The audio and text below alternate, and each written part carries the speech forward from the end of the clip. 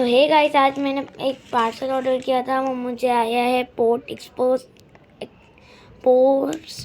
ex.pk से। तो ये मुझे मिला है, ये मैंने ऑर्डर किया था, ये cream.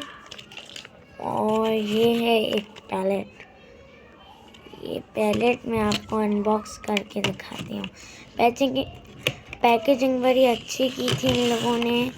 I really like their packaging. बहुत सफाई थी, ख्याल था, एवरीथिंग विल बी देयर। और पैलेट भी बहुत अच्छे से कवर हुई हुई है। तो ये देखें, मैंने ओपन कर ली। तो देखेंगे, ये वाली पैलेट है ऑन शेड XR। ये मैंने ऑर्डर किया है ग्लैम गर्ल से। ये मुझे ग्लैम गर्ल से पार्सल आया है। पीछे शेड्स भी लिखे हुए हैं। फेस बेस, ये फेस बेस है। और ये वाला है पार्टी लिपस्टिक टेंट।